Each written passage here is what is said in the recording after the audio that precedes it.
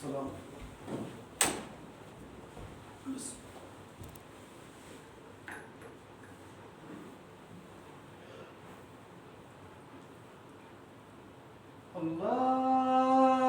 الله أكبر الله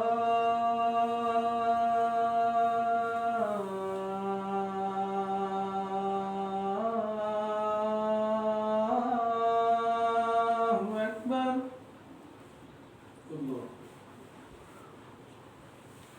الله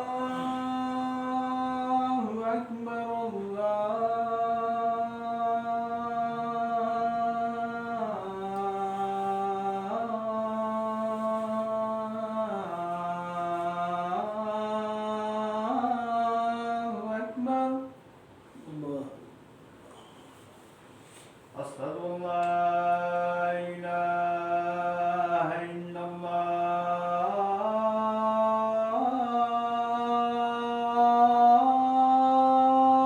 الله أشهد أن لا إله إلا الله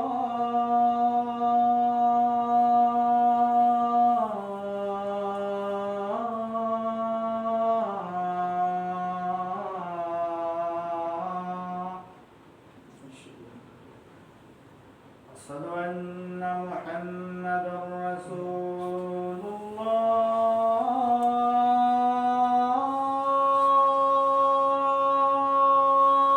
الله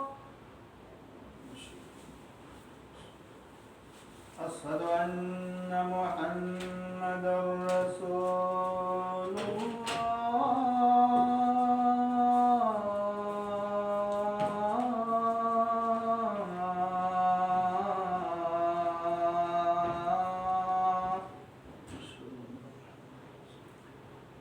حي على الصلاة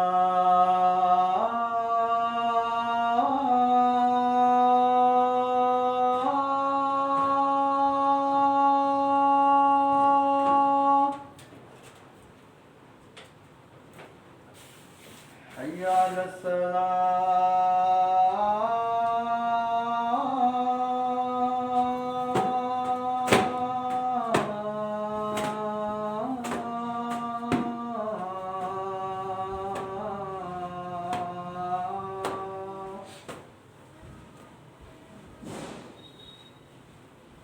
حي على الفلاح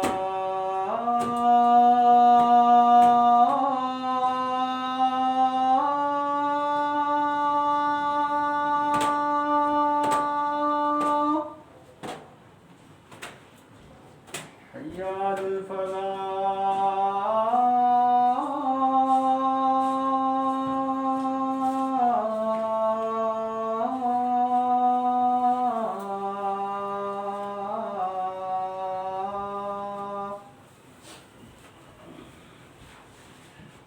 الله أكبر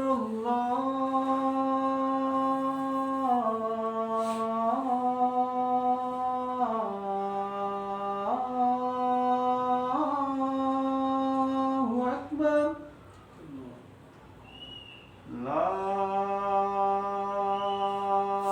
إله إلا الله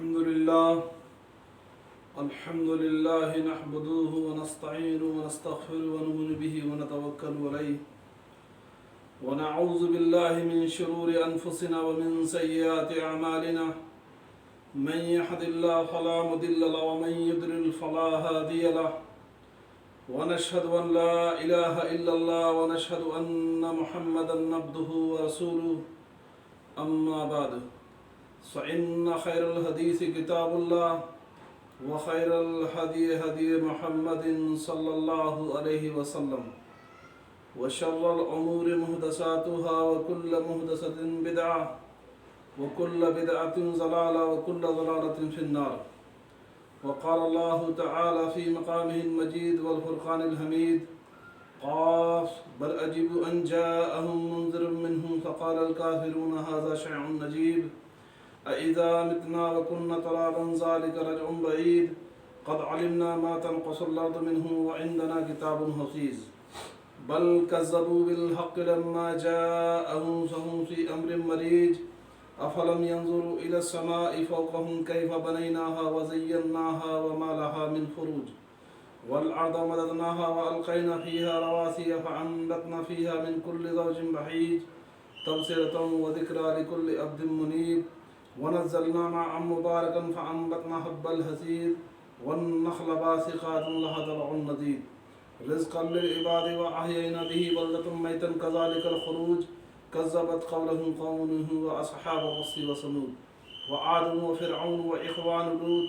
وأصحاب الأيكة وقوم تبع كل كذب الرسل فحق وعيد أفعينا بالخلق الأول بل هم في لبس من خلق جديد إنه جواد ملك بر رؤوف رحيم.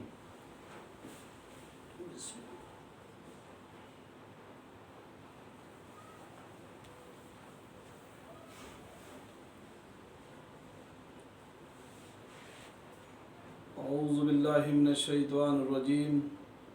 بسم الله الرحمن الرحيم.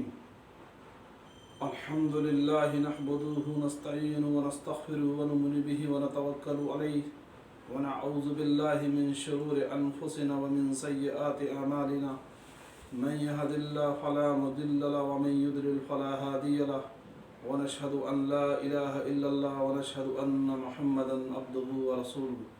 أما بعد فإن خير الحديث كتاب الله وخير الهدي هدي محمد صلى الله عليه وسلم وشر الأمور محدثاتها وكل محدثة بدعة وكل بدعة ضلالة وكل ضلالة في النار.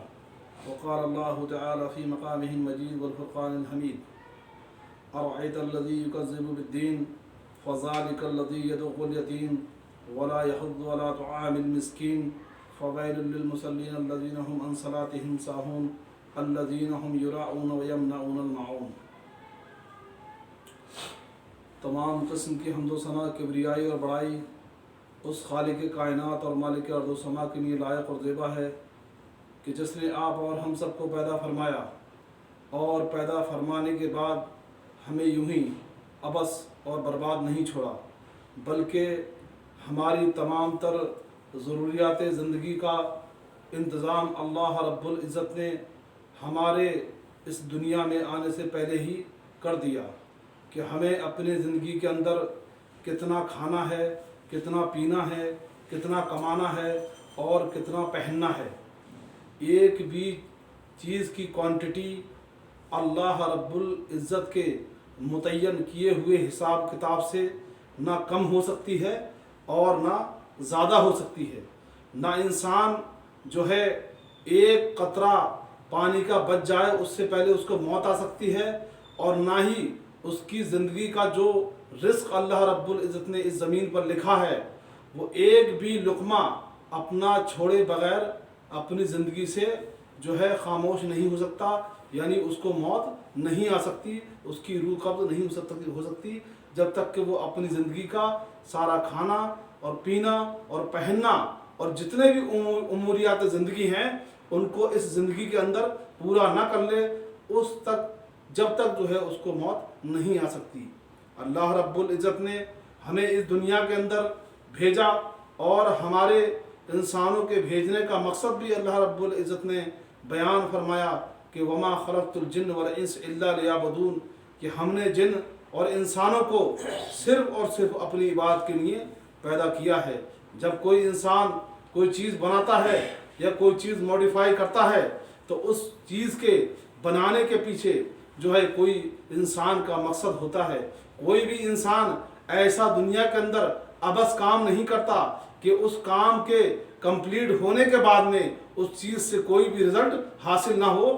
کوئی بھی انسان ایسا کام نہیں کرتا، اور اگر کوئی ایسا انسان کوئی ایسا کام کرتا ہے کہ اس کے کام انجام ہونے کے بعد وہ چیز بن جانے کے بعد میں اس سے کوئی بھی مقصد حاصل نہ ہو تو ایسا فعل جو ہے وہ اللہ رب العزت کی نگاہ میں عبث ہے، یعنی وہ برباد ہے وہ چیز اس کے نزدیک۔ اسی لیے اللہ رب العزت کی عبادت تمام انبیاء علیہ السلام پر اللہ کی بیشبہ رحمتیں اور برکتیں نازل ہوں، خصوصاً نبی آخر الزماں جناب محمد رسول اللہ صلی اللہ علیہ وسلم پر، کہ جن کو اللہ رب العزت نے تمام رہدی دنیا تک کے لوگ انسانوں کے لیے رحمت اور برکت بنا کے بھیجا۔ نبی کریم جناب محمد رسول اللہ صلی اللہ علیہ وسلم کی ذات مبارکہ مطہرہ وہ ذات ہے کہ جو صرف عربوں کے لیے نبی بنا کے نہیں بھیجے گئے، عجم کے لیے نبی بنا کے نہیں بھیجے گئے، اور اللہ کے نبی صلی اللہ علیہ وسلم کی ذات مبارکہ مطہرہ وہ ذات ہے جو تمام جہان والوں کے لیے آپ نبی اور رسول بنا کر بھیجے گئے۔ آپ صلی اللہ علیہ وسلم کی رسالت عامہ پوری دنیا پر سایہ فگن ہے، اور آپ صلی اللہ علیہ وسلم تمام انسانوں کے لیے آئیڈیل اور نمونہ بنا کر کے بھیجے گئے۔ اللہ کی بیش بہا برکتیں نازل ہوں آپ پر اور آپ کے اصحاب پر اور آپ کے تمام ماننے والے مومنین مردوں پر اور عورتوں پر، اور آپ صلی اللہ علیہ وسلم کے بعد میں جن لوگوں نے دین کے لیے انتھک محنتیں کیں اور جد و جہدیں کیں اور قربانیاں دیں، ان پر اللہ تبارک و تعالیٰ کی بیش بار رحمتیں اور برکتیں نازل ہوں۔ اللہم صلی علی محمد وعلی آل محمد کما صلیت علی ابراہیم وعلی آل ابراہیم انک حمید مجید۔ اللہم بارک علی محمد وعلی آل محمد کما بارکت علی ابراہیم وعلی آل ابراہیم انک حمید مجید۔ میرے عزیزوں، میرے دوستو، اللہ کے نبی جناب محمد رسول اللہ صلی اللہ علیہ وسلم کا جو ہے مومنوں پر سب سے پہلا حق یہ ہے کہ جب بھی نبی کریم صلی اللہ علیہ وسلم کا نام نامی اسم گرامی آئے تو تمام مومنین مردوں اور مومنین عورتوں کو آپ صلی اللہ علیہ وسلم پر جو ہے درود اور سلام بھیجنا چاہیے۔ اللہ کے نبی صلی اللہ علیہ وسلم نے ارشاد فرمایا، ایک حدیث میں آتا ہے کہ سب سے بڑا بخیل انسان وہ ہے کہ جس کے سامنے میرا نام لیا جائے اور وہ مجھ پر درود نہ بھیجے۔ اس لیے میرے عزیزوں، میرے دوستوں، جب بھی خطبے کے درمیان میں محمد صلی اللہ علیہ وسلم کا نام آئے تو کم سے کم پورا درود نہ پڑھ کے صلی اللہ علیہ وسلم ضرور پڑھیں، یہ بھی ایک درود ہے۔ آج جس صورت کا انتخاب میں نے کیا ہے وہ 30ویں پارے کی صورت ہے، ارأیت الذی یکذب بالدین فذلک الذی یدعو الیتیم ولا یحض علی طعام المسکین۔ ارأیت الذی یکذب بالدین، اے نبی آپ صلی اللہ علیہ وسلم، آپ نے اس انسان کو نہیں دیکھا جو جزا اور سزا کے دن کو جھٹلاتا ہے۔ ارأیت الذی یکذب بالدین فذلک الذی یدعو الیتیم، اور جو ہے یتیم کو دھکے دیتا ہے، ولا یحض علی طعام المسکین، اور مسکینوں کو اور یتیموں کو کھانا کھلانے کی ترغیب نہیں دیتا۔ فوائل الذین هم عن صلاتهم ساہون، اور ایسے نمازیوں کے لیے بھی ہلاکت ہے اور بربادی ہے جو اپنی نمازوں میں سستی برتتے ہیں اور مانگنے پر، چھوٹی موٹی چیزوں کو مانگنے پر استعمال کی چیزوں کو منع کر دیتے ہیں۔ ایسے لوگوں کے لیے بربادی ہے اور ہلاکت ہے۔ یہاں پر سے یہ بات معلوم پڑتی ہے کہ جب انسان کا عقیدہ آخرت کے تعلق سے جب خراب ہوتا ہے، جب اس کا یقین آخرت پہ سے اٹھ جاتا ہے کہ آخرت کوئی چیز نہیں ہے، آخرت کوئی چیز نہیں ہے، نہ کوئی حساب ہے نہ کوئی کتاب ہے، تب انسان کے اندر بہت سی سماجک بیماریاں جو ہے اس کے اندر جو ہے جنم لیتی ہیں۔ ان میں سے سب سے پہلی جو بیماری جو پیدا ہوتی ہے انسان کے اندر وہ یہ ہوتی ہے کہ وہ یتیموں کو دھکے مارتا ہے۔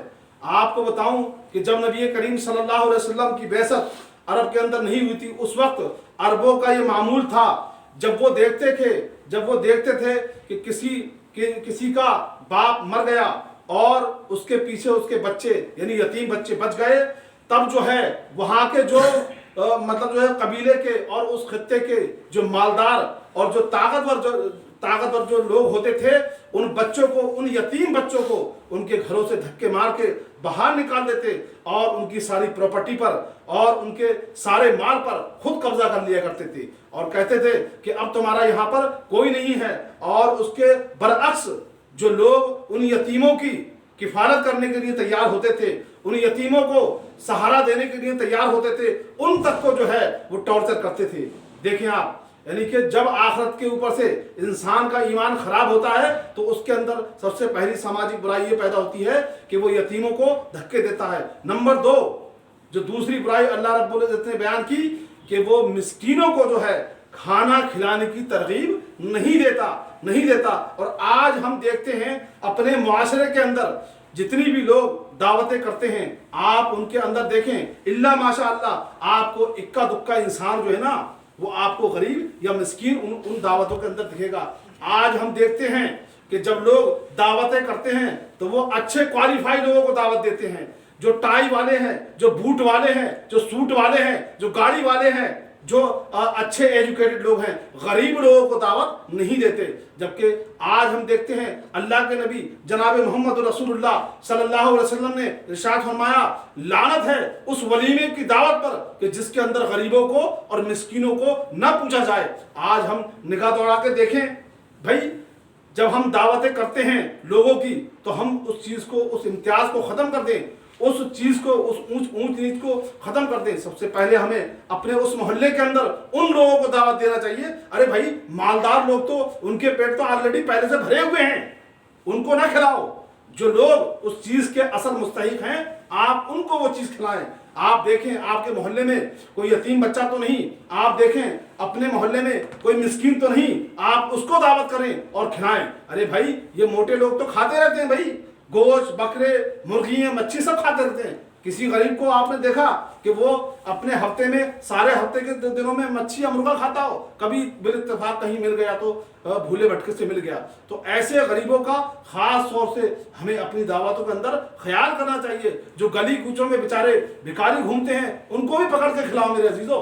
ये जो है, मैं आपको बताऊं, जब उनके दिल से दुआ निकलेगी ना मेरे अजीजों, मेरे दोस्तों, तो वो अल्लाह के अर्श तक पहुंचती है।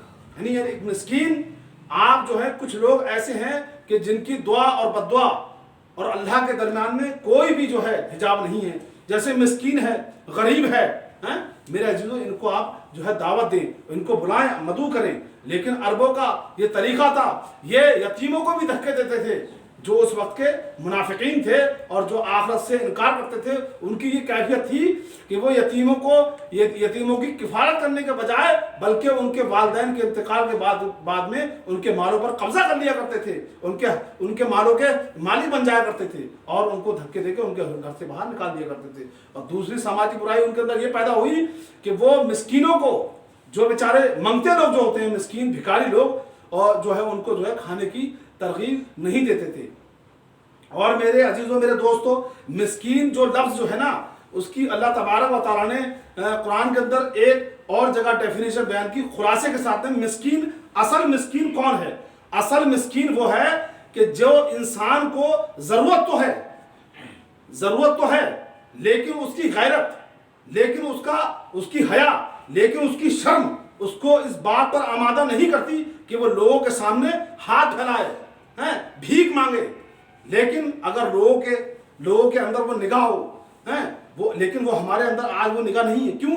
आज हम अल्लाह ईमान से दूर हैं, अल्लाह से दूर हैं, इसलिए हमारी निगाह के अंदर वो जांच और परख नहीं है। और असल बात में अल्लाह ने ये कहा कि असल मिस्कीन वो हैं जो लोगों से चिपट कर नहीं मांगते, लेकिन लोग उनके चेहरों को देखकर उनके हालात भांप लेते हैं कि ये ज़रूरतमंद है, लेकिन ये मांगते नहीं। मेरे अजीज़ों, आज हमारे यही हालात हैं। और आज हमें, जो हमारे वर्कर जो हमारी फैक्ट्री में काम करते हैं, हमें उनको वक्तन फवक्तन उनसे चुपके उनसे अलग में बुला के, सारे लोगों के सामने नहीं, ताकि वो अपनी बेइज्जती महसूस करे, उनसे पूछना चाहिए, मेरे दोस्त, कोई तुम्हारे घर में परेशानी तो नहीं है? ये जो हम तुम्हें सैलरी दे रहे हैं, इसके अंदर तुम्हारा खर्चा पूरा हो रहा है? अपने वर्करों से ये पूछना चाहिए। ये हम जो है ईमान वालों का जो है सेवा होना चाहिए। हो सकता है भाई हम जो सैलरी उसको दे रहे हैं उसके खर्चे उससे ज़्यादा हो सकता है उसमें उसका खर्चा पूरा ना होता हो, तो इसका भी हिसाब हमें अल्लाह के देना पड़ेगा। ऐसा नहीं कि हम बस खाली हमने 2000 या 4000 अपने वर्कर को थमा दिया और हम जो है बस मुतमईन है कि हमने अपनी जिम्मेदारी पूरा कर दी। नहीं, हरगिज़ नहीं। हर इंसान से सवाल किया जाएगा। जिस इंसान के अंदर में जितने वर्कर लोग हैं, एक वर्कर के बारे में अल्लाह तबारक व तआला की उससे सवाल किया जाएगा। یہ ہمیں پوچھنا چاہیے اپنے ورکروں سے. یہ جو ہے یہ انسانیت کا بھائی وہ بات الگ ہے، وہ آپ کا نوکر ہے ورکر ہے، لیکن سب سے پہلے وہ انسان ہے. چاہے وہ مسلمان ہو آپ کا ورکر، چاہے وہ کافر ہو، چاہے وہ عیسائی ہو، چاہے وہ ہندو ہو، وہ اس سے کوئی مطلب نہیں، لیکن وہ سب سے پہلے ایک انسان ہے. اگر ہم ایک اچھے انسان نہیں بن سکتے تو ہم ایک اچھے مسلمان بھی نہیں بن سکتے. اچھا مسلمان بننے کے لیے انسان کے لیے سب سے پہلی شرط یہ ہے کہ وہ جو ہے ایک اچھا انسان بنے، تب وہ ایک اچھا مسلمان بن سکتا ہے. تو میرے عزیزوں میرے دوستو، ہمیں اپنے سماج کے اندر جو ہے ایسے دبے اور کچلے لوگوں کو جو ہے اوپر لانے کے لیے کوشش کرنا چاہیے. جو لوگ اگر کسی فیلڈ میں جدوجہد کر رہے ہیں تو ہمیں ان کی ہیلپ کرنا چاہیے، تاکہ وہ بھی جو ہے بیچارے دو پیسے اچھے کما کے اپنے بچوں کو صحیح جگہ پڑھا سکیں لکھا سکیں. یہ بھی جو ہے صدقہ جاریہ ہے میرے عزیزوں. اگر آپ کو پتہ چلے کہ بھئی کوئی انسان اتنا غریب ہے جو اپنے بچوں کو پڑھا نہیں سکتا مدرسے میں یا اسکول میں، تو آپ اس کا ایڈمیشن کرا دیں، آپ اس کی فیس بھر دیں. یہ بھی صدقہ جاریہ ہے. اگر آپ نے کسی بچے کو عالم بنا دیا تو رہتی دنیا تک کے لیے جب تک وہ علم کا سلسلہ اس دنیا کے اندر جاری رہے گا، یعنی آپ مر گئے، آپ کھپ گئے، آپ قبر کے اندر جا کے آپ کی ہڈیاں سڑ گئیں، لیکن وہ سلسلہ جاری ہے اس دنیا کے اندر جب تک اس بچے کے ذریعے سے جتنے بھی لوگ علم حاصل کریں گے اس دنیا کے اندر، آپ کو اس کا ثواب قیامت تک جو ہے آپ کو پہنچتا رہے گا. میرے عزیزوں میرے دوستو، آج اس بات سے لوگ غفلت میں پڑ گئے. اور تیسری سب سے بڑی جو وجہ اللہ رب العزت نے بتائی کہ جو انسان آخرت کی جزا و سزا سے غفلت برتتا ہے، اس کے اندر تیسری سب سے بری خسرت جو پیدا ہوتی ہے وہ نماز سے بے رغبتی. وہ نماز کی اپنی حفاظت نہیں کرتے، نماز میں ٹال مٹول کرتے ہیں. آج ہم دیکھیں نماز کے ہم کتنے قریب ہیں اور نماز پڑھتے بھی ہیں تو بڑی سستی کے ساتھ میں. خشوع اور خضوع نہیں ہے. خشوع کا مطلب یعنی اگر ہم نماز پڑھ رہے ہیں تو آج ہم دیکھتے ہیں کوئی کدری کھجلا رہا ہے، کوئی ٹوپی سیدھی کر رہا ہے، کوئی پینٹ اوپر کر رہا ہے، کوئی پجامہ نیچے کر رہا ہے. تو یہ میرے بھائی خشوع نہیں. اور خضوع یہ چیز ہے کہ نماز کے اندر جب آپ داخل ہو گئے تو صرف اور صرف آپ کا دھیان جو ہے نا نماز میں ہونا چاہیے. یہ نہیں کہ نماز میں آ کے کھڑے ہیں لیکن حساب جوڑنا ہے دکان کا، نماز میں آ کے کھڑے ہیں لیکن حساب جوڑنا ہے فیکٹری کا، نماز میں آ کے کھڑے ہیں لیکن حساب جوڑنا ہے پیمنٹ وہاں سے اتنی لینی ہے. تو میرے عزیزوں ایسی نماز نہیں ہے، بلکہ ایسی نمازیں جو ہے نا وہ منہ پہ ہمارے مار دی جائیں گی. آپ نماز کے اندر داخل ہوئے تو نماز کے ہی اندر داخل ہوگے. اور بلکہ میرے عزیزوں میرے دوستوں، اللہ کا اصل حق یہ ہے کہ آپ جب نماز سے فارغ ہوں تو اس سے دعا بھی کریں. میرے عزیزوں میرے دوستوں، آج مجھے یہ بتا دیں کتنے مسلمان ہیں جو نماز میں پڑھتے ہیں، جو آیتیں جو سورتیں جو بھی پڑھتے ہیں چھوٹی موٹی، کیا سب کو اس کا ترجمہ معلوم ہے؟ نہیں معلوم ہے ہم کیا پڑھتے ہیں. لیکن تو اس کے بعد میں جو ہم اپنی زبان کے اندر اپنے رب سے مانگ سکتے ہیں اردو میں یا ہندی میں تو ہم اس سے مانگیں. آج ہم دیکھتے ہیں کہ جمعے کی نماز ختم ہونے کے بعد میں ایسے بھاگتے ہیں بیچارے جیسے جیل میں سے چھوٹ کے قیدی بھاگ رہا ہو. 2 سنتیں پڑھنے کو گوارا نہیں میرے عزیزوں. یہ کیا حرکتیں ہیں بھائی؟ 2 سنتیں جو ہیں وہ جمعے کے بعد کی بہت ضروری ہیں. اور اگر چلو پھر کوئی بات نہیں، اگر کوئی بندہ مسجد کے اندر نہیں پڑھتا ہے تو وہ اپنے گھر پہ جا کے پھر 4 سنتیں پڑھ لے. مسجد میں اگر پڑھتا ہے جمعے کی فرض نماز کے بعد میں تو 2 سنتیں پڑھ لے، اور اپنے گھر جا کے پڑھتا ہے تو 4 پڑھ لے.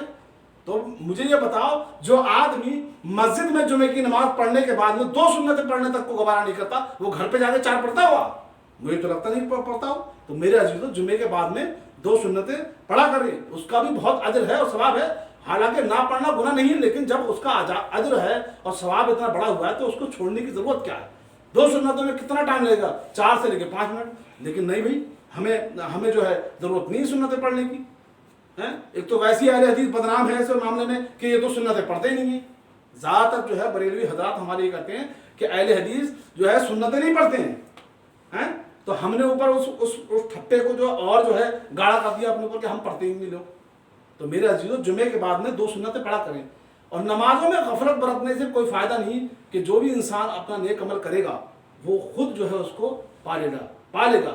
یعنی اسی چیز کو اللہ تعالیٰ نے سورہ زلزال کے اندر ارشاد فرمایا وَمَن يَعْمَلْ مِثْقَالَ ذَرَّةٍ خَيْرًا يَرَهُ وَمَن يَعْمَلْ مِثْقَالَ ذَرَّةٍ شَرًّا يَرَهُ. کہ جو بھی تم نیکی ذرہ برابر اگر تم نیکی کرو گے تو اس کو بھی تم جو ہے کل قیامت والے دن پالو گے، اور جو ذرہ برابر تم برائی کرو گے اس کو بھی پالو گے. ارے میرے عزیزوں میرے دوستوں، اگر آپ جو ہے یعنی اللہ کے نبی صلی اللہ علیہ وسلم نے ارشاد فرمایا کہ جو انسان 5 نمازوں میں 12 سنتیں ادا کرتا ہے، اللہ تبارک و تعالیٰ اس کے لیے جنت میں ایک درخت لگاتا ہے. کتنی بڑی بات ہے. بھائی ظہر سے پہلے 4 پڑھ لیں، ظہر کے بعد ایک پڑھ لیں، اس کے بعد میں مغرب کے بعد 2 پڑھ لیں، اور فجر سے پہلے 2 پڑھ لیں۔ یہ سنتیں موقعہ ہیں جو ضروری ہیں، کمپلسری ہیں، ان کو چھوڑنا نہیں چاہیے۔ لیکن ہم سنتیں تو بعد میں پڑھیں گے، پہلے ہم فرض ہی نہیں پڑھ پاتے۔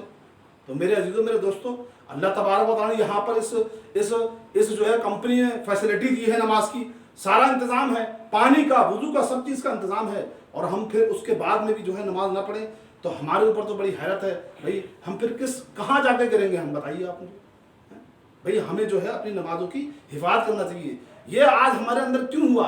وہ اس وجہ سے کہ ہمارا آخرت کی جزا اور سزا سے جو ہے معاملہ ہمارا اٹھ چکا ہے۔ ہم یہ سوچتے ہیں صرف دنیا کی زندگی ہے، بس یہی جی لو، کھا لو، پی لو، مر جاؤ، بس بعد میں جو ہوگا دیکھا جائے گا۔ لیکن میرے عزیزوں، وہ دن اتنا خطرناک ہوگا، وہ دن اتنا ہولناک ہوگا کہ اللہ کے نبی جناب محمد رسول اللہ صلی اللہ علیہ وسلم نے ارشاد فرمایا کہ جو بچے، جب قیامت کا پیریڈ جب چالو ہوگا نا، تو جو بچے ہوں گے نا، وہ اس کے پہلے، قیامت کے پہلے ہی دن کے اندر بوڑھے ہو جائیں گے۔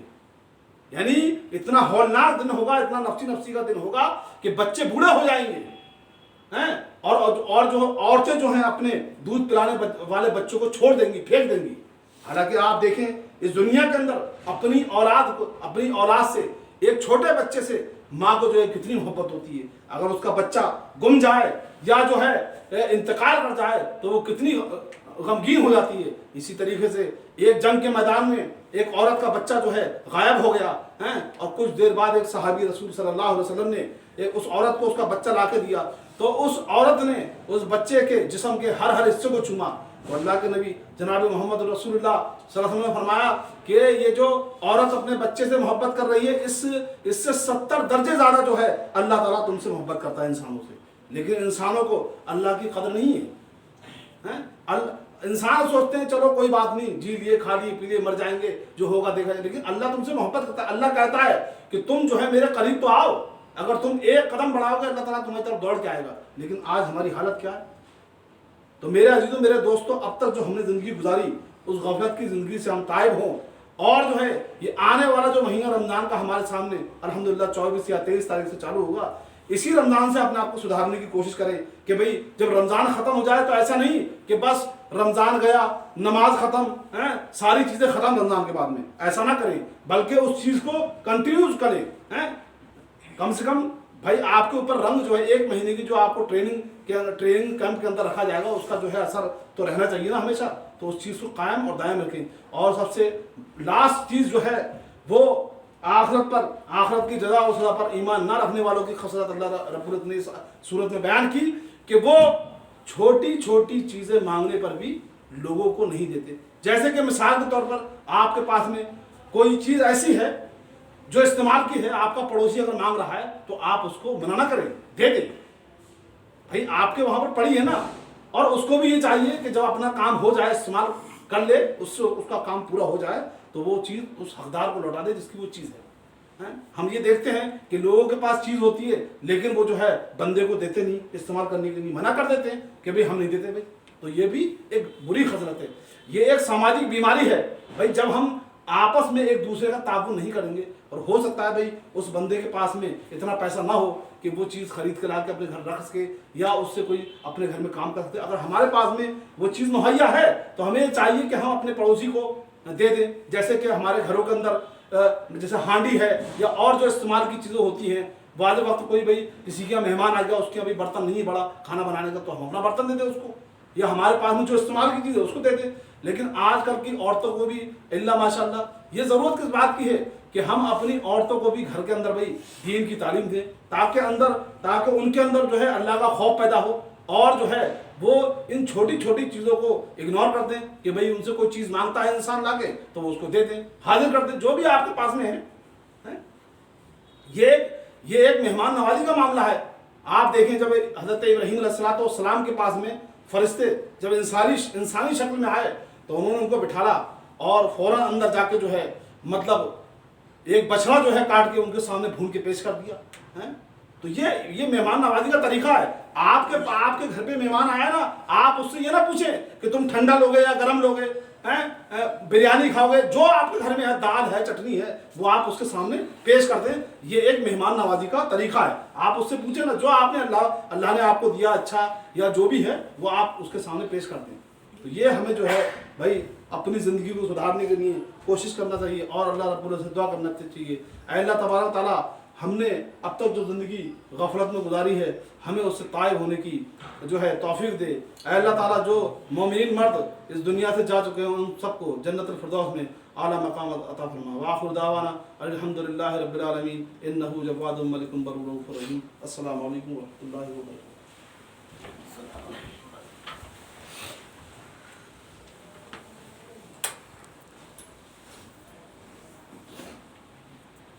بند کر دیا پڑھو.